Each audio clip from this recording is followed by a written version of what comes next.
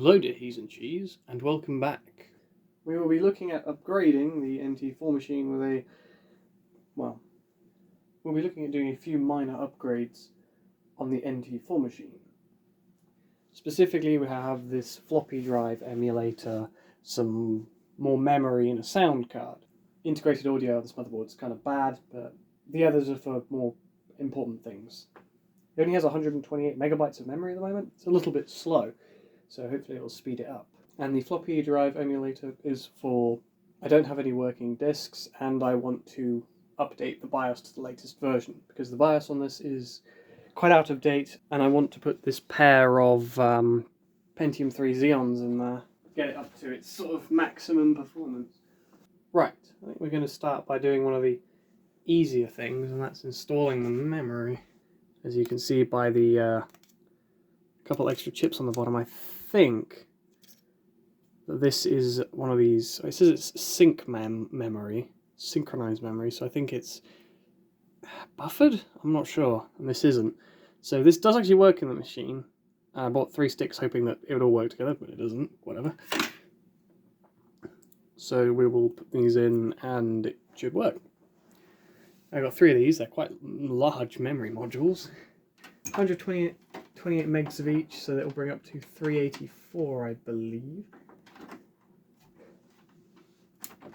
So I need to get another one of these, or 3 more of those, which I'd rather get just 1 more of these, to bring it up to 512 megs, which I think is enough. NT4 supports 4 gigs of memory, I don't know how much this supports. That would be incredible overkill. I mean, this is already quite a lot for such an old computer. So, yeah. So I think I'm going to put the sound card in next. It's also pretty easy. I have, for some reason, not got any of the blanking plates in there. I'll just put this in the bottom.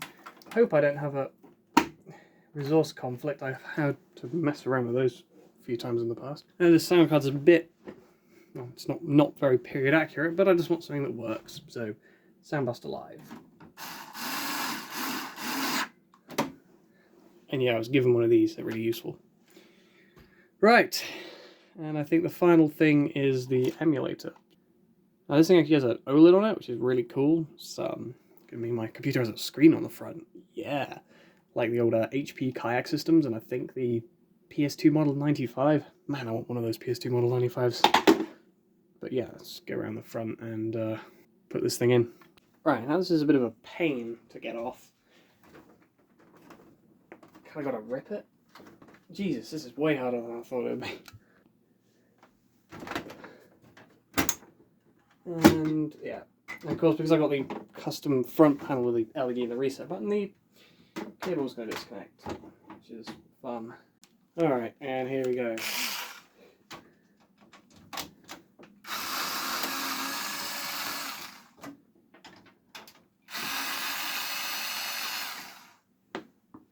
Oh great, dropped it on the floor. Now I can hopefully slide it out and remove the connectors. And now we can remove the floppy disk drive.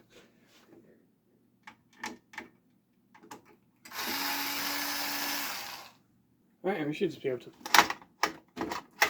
slide that out. It is a Panasonic. That is a very long model number. Alright, and now we can pop this in. OLED.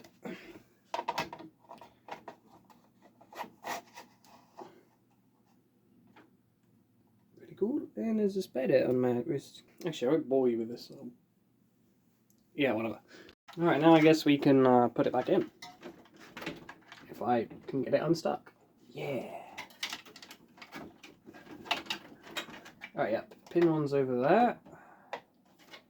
And the power is there. There we go. I always put pin 1 next to the power, don't I? There we go. There you go. And, oh yeah, I put the screws on top. Okay, cool.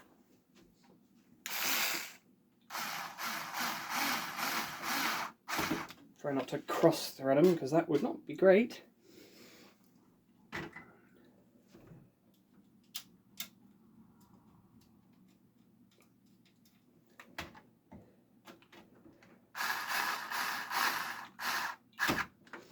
And there we go. Just got to make sure that the front panel, everything is connected, which it is. Good. And then we can just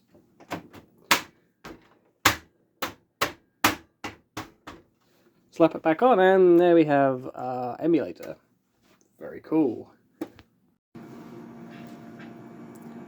Right, there we are, loud as always, entering the configuration mode, and you can see that the memory is going up to, what should be 380 something, 384?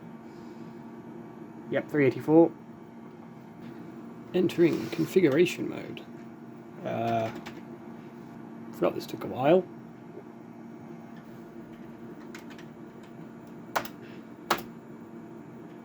It's running very slowly. Yeah, 200 megahertz apparently.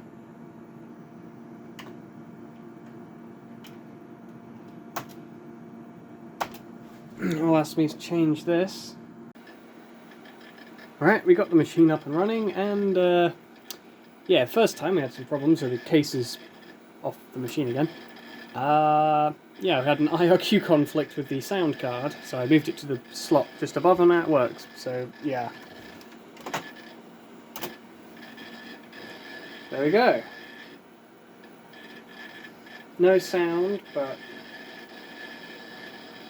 it makes sense because I don't have any drivers for the card.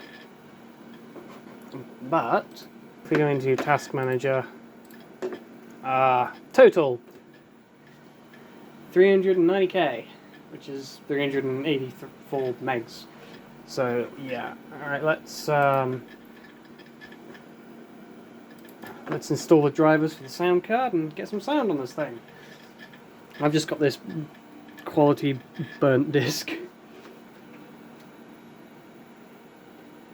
And for some reason the DVD drive takes forever to open.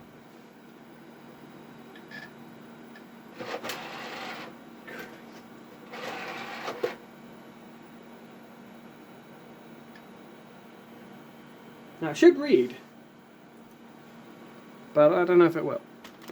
And I just realised the CRT is set to too high a refresh rate. So let's set it down to 60 Hz, which will hurt me, but it will, well,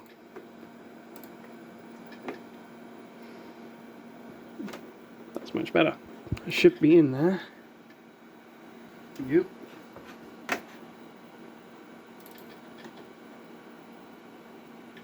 Oh wow.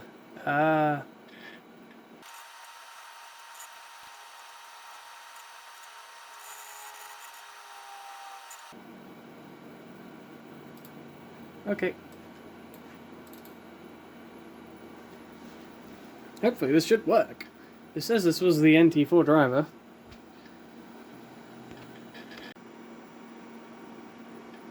Alright. First time I tried, I got the wrong driver.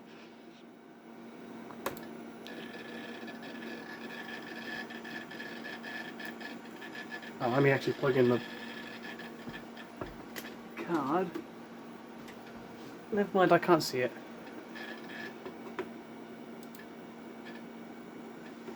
And it's got a reboot. Great. Okay, so it just will not boot with the sound card in. It just gets stuck at this screen. Like, the window to log in should pop up.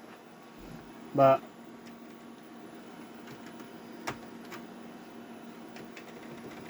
yeah, you can't do anything. Control-Alt-Delete and the system freezes.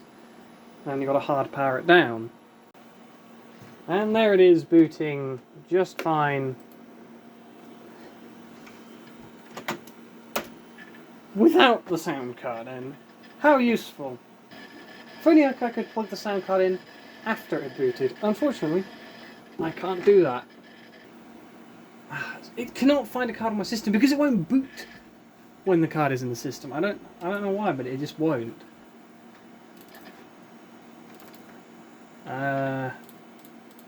That's not it, that's for the other thing, that's for the 98 machine. Problem is, I can't, like, you know, delete the drivers now. I don't know where they put them. It didn't say. Unless I go into, like, creative. No. Medium. Java. Java? What version of Java is that? Tasks, temp, web, system? No. System 32. No, I don't know where it would have put the files. I guess we're going to have to go forward without sound, which is not very fun. But I guess we can look at the Floppy emulator anyway, because that's kind of cool. Right, so I do have this random Oriole Vortex card. Oriole Vortex card. I don't know if it works. It's in my box of PC junk. November 98, so around the same time. This is machine's a bit earlier. But I'll try to put this in and see if it makes a difference.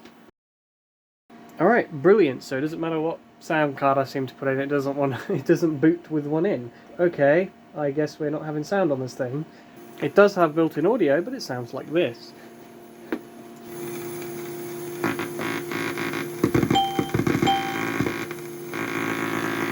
So if I move the mouse, it sounds really bad. That's why I want to put a sound card in it. It does have sound, but it's really awful. Well, I guess we'll just do the floppy disk then instead. Seeing as we can't get sound to work. At least the memory works. Alright, so there we have the tiny little OLED at the front. And I've just got this little flash drive put in there. But I want to make the change the font a little bit. It's very small.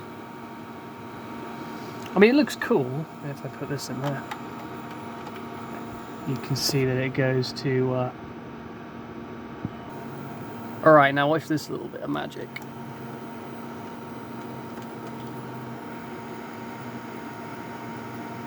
Yes! That looks way better. Now I gotta wait for it to load for a second to load the correct files in. There we go, the images. And then we got some